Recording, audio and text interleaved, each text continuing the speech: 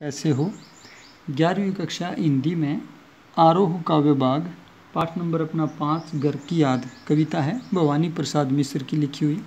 7 पैरे पढ़ा दिए थे, छोटे छोटे बहुत सारे पैरे हैं इसमें। कविता आसान है लेकिन छोटे छोटे बहुत सारे पैरे हैं। 8वां पैरा देखिए। अब 7वें पैरे में छठे में कवि ने अपनी माँ के बारे में बताया है। जेल में बैठे बैठे याद करते हैं उसकी माँ कैसी हैं। फिर 8वें में पिता के बारे में बताया कि उसके पिताजी को आज तक भी बुढ़ापा नहीं व्यापा है, जबकि वो 7-8 बच्चे हैं उनके, और वो फिर भी जो है दौड़ लगाते हैं, खिलखिलाकर हंसते हैं। मौत के आगे न हिचकें, शेर के आगे न बिचकें। मेरे पिताजी, कवि कहते हैं, मेरे पिताजी मौत के आगे भी डरते नहीं हैं, हिचकते नहीं हैं, और शेर के सामने भी बिल्कुल घबराते नहीं हैं। ऐसे मेरे पिताजी हैं आज भी। बोल में बादल गरजता, काम में झंझा लरजता। और जो वो बोलते हैं जैसे बादल की गर्जना हो, ऐसी ज़ोरदार उनकी आवाज़ है, और काम में जैसे झंझावत आ जाता है, यानी इतनी फुर्ती से, जोश से, तेज़ी से काम करते हैं। तो ऐसे हैं मेरे पिताजी। कवि सोच रहे हैं जेल में बैठे बैठे। 9वां पैरा देखिए। आज गीता पाठ करके, दंड 260 करके, खूब मुग्धर हिला लेकर, मुठ उनकी मिला लेकर। कहता है आज उन्होंने क्या किया होगा। कल्पना कर रहे हैं कि गीता पाठ किया होगा जैसा कि वो सुबह सुबह करते हैं, और फिर दंड बैठक वगैरह लगाते हैं, तो 260 दंड बैठक उन्होंने लगाई होंगी। खूब मुग्धर हिलाया होगा, उनकी मूठ मिलाई होगी, बहुत तरह से व्यायाम वगैरह उन्होंने किया होगा। छत पर व्यायाम करने के बाद जब वो नीचे आए होंगे, कहता है जबकि नीचे आए होंगे, नैन जल से छाए होंगे, उनकी आंखों में मेरे अभाव के कारण जो है वो पानी आ गया होगा। अन्यथा तो वो कभी भी हार नहीं मानते, लेकिन संतान का दुख माँ बाप के लिए बहुत बड़ा होता है, इसलिए कहते हैं कि उनकी आंखों में अश्रु आ गए होंगे। हाय पानी गिर रहा है, घर नज़र में तिर रहा है।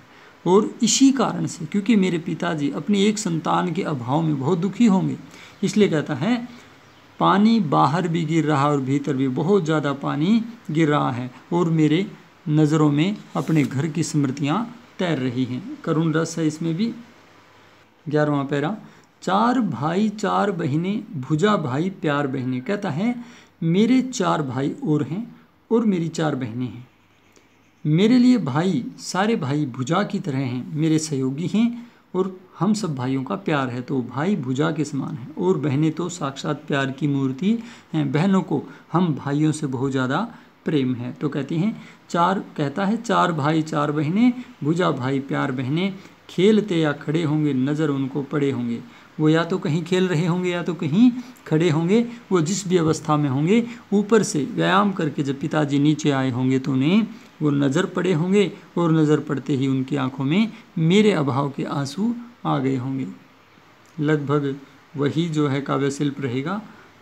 प्रसाद गुण है और वात्सल्य रस है, क्योंकि माता पिता का कवि के प्रति, अपने बच्चे के प्रति प्रेम दिखाया गया, तो वात्सल्य रस आप यहाँ लिख सकते हो। 12वें अनुच्छेद में कहते हैं पिताजी जिनको बुढ़ापा एक क्षण भी नहीं व्यापा, यानी पिताजी जो वैसे तो बूढ़े हो गए हैं, लेकिन बुढ़ापा एक क्षण के लिए भी उन पर व्याप्त नहीं हुआ। वो थकावट या उदासी महसूस नहीं करते हैं, लेकिन केवल बेटे की विरह में वो दुखी होंगे, तो रो पड़े होंगे बराबर 5वें का नाम लेकर। और वो रो पड़े होंगे अपने 5वें बेटे का, यानी भवानी प्रसाद मिश्र का नाम लेकर के। और यहाँ करुण रस है, वात्सल्य रस के साथ साथ करुण रस का बहुत सुंदर समन्वय है यहाँ पर, ये ध्यान रखना है। पूरी कविता में जो है वो स्वरमैत्री अलंकार है, ये ध्यान रखना। कहता है जिस अभागे 5वें का नाम लेकर पिताजी को जो है वो दुख हुआ होगा, 5वां मैं हूँ अभागा, वो 5वां अभागा मैं हूँ, जिसे सोने पर सुहागा पिताजी कहते रहे हैं, प्यार में बहते रहे हैं। मैं वो 5वां अभागा पुत्र हूँ जिसके अभाव में आज मेरे पिताजी रो रहे हैं, और जिसको सोने पर सुहागा कहा करते हैं वो, यानी मेरे भाइयों में जो गुण हैं उनमें मुझे सिरमौर बताते रहे हैं, तो वो आज मेरे लिए रोते हैं। पिताजी कहते रहे हैं, और मेरे प्यार में हमेशा ही वो तो बहते रहते हैं। यहाँ संस्मरण शैली है, या स्मरणात्मक शैली भी कह सकते हो, क्योंकि यहाँ पर बीते समय की बातें याद आ रही हैं।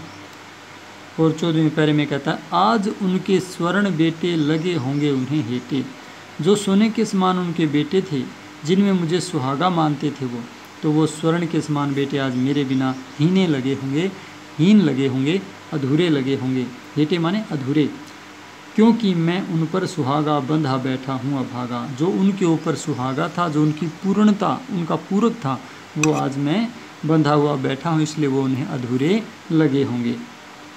तो यहाँ पर जो है आपके कविता के अभी काफ़ी सारे पैरे और रहते हैं, यहाँ तक आप करोगे व्याख्या।